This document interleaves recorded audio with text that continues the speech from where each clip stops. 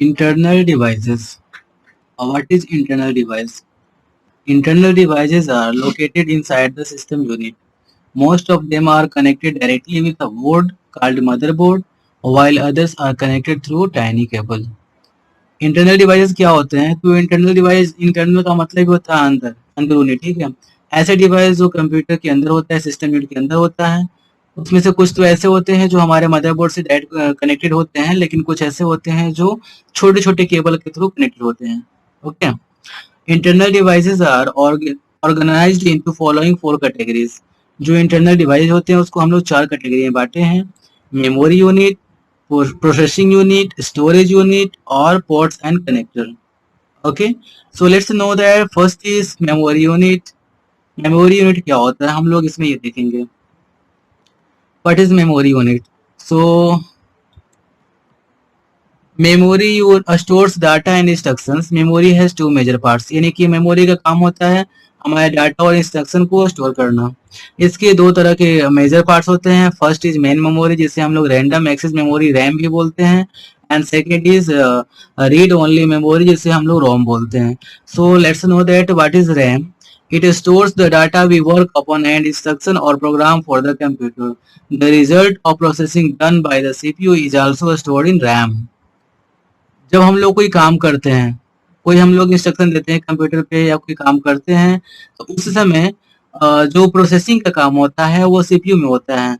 Okay, और जो हम लोग काम करते हैं वो तो प्रोसेसिंग सीपीयू हो रहा है, लेकिन जो जिस जिस वर्क को कर रहे हैं वो वर्क कहाँ होगा स्टोर, तो रैम में होगा। मैं आपको इसके बारे में क्लियर बता रहा हूँ। दिस स्टोरेज इज टेम्पोररी और volatile and all the data is lost when computer is switched off और स्टार्ट। जब कंप्यूटर ऑफ हो जाता है या स्टार्ट हो जाता है तो ऑटोमेटिकली आपका जो वर्क, जो डाटा पे वर्क आप करते रहते हैं वो ऑफ हो जाता है। Hence all the data in RAM need to be saved to the permanent storage. Its storage capacity is commonly 2 GB और 216 GB। यानी कि इसके जो कैपेसिटी है वो 2 GB से 16 GB तक की है। इसलिए अगर देखिए हम लोग का कंप्यूटर जैसे ही ऑफ होगा और स्टार्ट होगा तो हमारे डाटा खत्म हो जाते हैं। तो इसको बचाने के लिए हम लोगों को क्या आवश्यकता पड़ती है? परमानेंट स्टोरेज में उसको स्टोर करने की आवश्यकता होती है, सेव करने की आवश्यकता होती है। अब मैं इसके बारे में एक एग्जांपल आपको बता रहा हूँ। आप जनरली ये समझ के चलिए कि अगर आपको एक ड्राइंग बनाने के लिए एक पेज दिया गया तो उस पेज पे आप ड्राइंग बना रहेंगे, लेकिन अगर एक पेज ऐसा दिया गया जो पूरा भरा हुआ है, पहले से ही उस पे पूरा भरा हुआ है, नामात्र का भी जगह नहीं बचा हुआ है, तो आप उस पे ड्राइंग नहीं बना सकते, क्योंकि आपको चाहिए ड्राइंग बनाने के लिए खाली जगह। ओके, तो सेम प्रोसेस हमारे जो वर्क होते हैं, जब हम वर्क करते हैं, कोई भी वर्क करते हैं, तो कंप्यूटर के थ्रू वर्क करने के लिए हमें कुछ स्पेस की आवश्यकता होती है, और वो स्पेस जो लोकेट करता है वो रैम करता है। ओके, वो स्पेस रैम हमें देता है। इसीलिए कभी कभी हम लोग ऐसा देखते हैं कि हमारा डिवाइस जो है वो हैंग करने लगा। क्यों? क्योंकि हमारा रैम जो है वो फुल हो चुका है, उसके पास जगह नहीं है हमारे आने वाले वर्क को करने के लिए, तो हमारा जो डिवाइस है वो हैंग करने लगता है। ओके, इसके लिए रैम, लेकिन रैम जो होता है वो परमानेंट स्टोरेज डाटा नहीं है, डिवाइस नहीं है, सॉरी, परमानेंट स्टोर नहीं करता हमारे डाटा को। वो क्या करता है? टेम्पोररी डाटा को स्टोर करता है। मतलब जब तक आप वर्क करें तब तक, अगर इसके बीच में आपने सेव नहीं किया परमानेंट स्टोरेज डिवाइस में, तो वो क्या होता है? ऑटोमेटिकली खत्म होता है। नहीं, ऐसे तो रहेगा जब तक कि मतलब स्विच ऑफ या रिस्टार्ट ना हो। जैसे ही स्विच ऑफ या रिस्टार्ट हो जाता है हमारा कंप्यूटर, ऑटोमेटिकली वो भी डाटा खत्म हो जाता है। Okay, next is read-only memory ROM. This is a permanent or non-volatile memory, and data stored it in returns after computer is switched off. Its storage capacity is lesser than RAM, and it generally stores the instruction used to boot up of the computer and load the operating system in RAM. Contents of ROM cannot be modified. देखिए इसमें क्या होता है, read only memory जो होता है वो permanent storage device होता है। अगर हम लोग मतलब मेरे कहने का मतलब ये है, आप लोग अक्सर देखे होंगे कि आपने कोई फाइल बनाया, फोल्डर बनाया और उसे आपने सेव कर दिया। फाइल आपने कोई टाइप किया, ड्राइंग बनाया और उसे सेव कर दिया। बाद में जब ओपन करते हैं तो वो दिखाई देता है, हम लोग उस पर वर्क कर सकते हैं ना, दिखाई देता है कि वो हमारा सेव है। लेकिन अगर आप उसे सेव नहीं करते हैं तो ऑटोमेटिकली खत्म भी हो जाता है। तो जैसे ही हम सेव करते हैं तो वो चला जाता है रीड ओनली मेमोरी में, रोम में, ठीक है। और रोम में जाने के बाद वो जो होता है वो कंटिन्यू स्विच ऑफ होने के बाद भी हम लोग उसको देख सकते हैं, ओके। और ये कैसे काम करता है, तो जब इसी ऑपरेटिंग सिस्टम हमारा ऑन होता है, रैम हमारा बूटअप करता है, उसके बाद हमारे जो भी प्रोग्राम्स सेव हैं वो दिखाई देते हैं और वर्क करना शुरू करते हैं। Contents of ROM can not be modified, यानी कि रोम के जो कंटेंट्स होते हैं वो मॉडिफाइड नहीं किए जा सकते हैं। एक छोटा सा नोट्स आप लोगों के लिए दिया गया है यहाँ पे। नोट्स क्या है, तो commonly RAM and ROM are called primary memory and storage devices are called secondary memory. That is most important for you, that what is the primary memory and what is the secondary memory. So you will have to uh, define that RAM and ROM are the primary memory and the storage devices are called secondary memory. Okay, so you will have to note down in your copy. Next, the memory unit क्या होता है, देखिए, और relationship with the equivalent bytes से earlier memory units, ठीक है। Kilobyte, kilobyte का मतलब होता है केबी, जिसको शॉर्ट में हम लोग केबी बोलते हैं। 1 किलोबाइट यानी 1 किलोबाइट इक्वल 124 बाइट्स, ठीक है। ओके, 1 केबी इक्वल 124 बाइट्स, यानी कि इतना अकेले होता है, इसे मल्टीप्लाई 1 से करेंगे तो वही हुआ।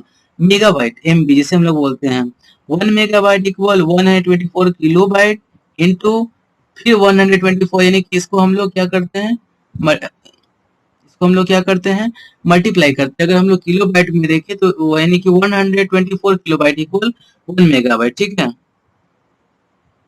नेक्स्ट गीगाबाइट, गीगाबाइट का मतलब अब फिर देखिए एमबी से बड़ा जीबी होता है, गीगाबाइट होता है, तो 124 gigabyte equal, sorry 124 megabyte equal 1 gigabyte. यहाँ पे देखिए आपको बताया गया बाइट का सबसे छोटा हमने बाइट को यहाँ पे लिया है, बाइट को यानी कि एक से हमने मल्टीप्लाई कर दिया 124 बाइट इक्वल 1 केबी, और इसको स्क्वायर कर दिया, यानी कि चूंकि इसका हमने 124 मिलेगा तो ये होगा, है ना।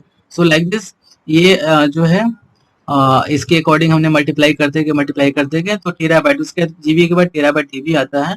तो same process 124 GB equal 1 TB, आप इसे अच्छे से समझ लेंगे। 124 बाइट्स को हमने यहाँ पे मल्टीप्लाई किया, फिर हमने केबी को मल्टीप्लाई किया तो एमबी बना, फिर एमबी को मल्टीप्लाई किया तो जीबी बना, और जीबी को हमने कन्वर्ट किया 124 से में मल्टीप्लाई किया तो टीबी आया, ठीक है। सो ये आप नोट कर लेंगे अपनी कॉपी पे, अगर आपको बाद में काम आएगी। नेक्स्ट हम लोग आते हैं प्रोसेसिंग यूनिट के बारे में। Processing unit of a computer mainly contains a CPU, central processing unit.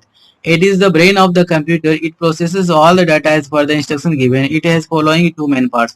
जितने भी हमारे काम होते हैं, जो भी इंस्ट्रक्शन दिए जाते हैं, वो सब काम कहाँ पे होता है, सीपीयू में। इसका फुल फॉर्म होता है सेंट्रल प्रोसेसिंग यूनिट। पहले भी मैंने आपको बताया थोड़ी देर पहले कि सीपीयू जो है वो हमारे सारे प्रोसेसिंग के वर्क को करता है। तो हम लोगों ने इसको दो भागों में बांटा है। एक हमने बांटा है arithmetical and logical unit, ALU, और सेकेंड को कंट्रोल यूनिट, ठीक है। मेमोरी यूनिट के हमने इसमें अलग कर दिया था, पीछे भी मैंने आपको बता दिया। ओके, तो अगर आपसे कोई ये बोले कि 3 भागों में बांटते हैं तो दैट्स राइट आल्सो। ओके, 3 भाग होते हैं, arithmetical logical unit ALU, control unit CU और मेमोरी यूनिट एमयू। लेकिन हमने मेमोरी यूनिट को पहले ही आपको बता दिया। बाकी बचे दो, प्रोसेसिंग को हमने अलग कर दिया। प्रोसेसिंग को अलग करने के बाद प्रोसेसिंग में दो ही हमारे काम करते हैं, arithmetical arithmetic unit performs arithmetical operations on the data such as add, multiply, divide, subtract, etc. and logical unit takes care of the comparing of the value and taking decision.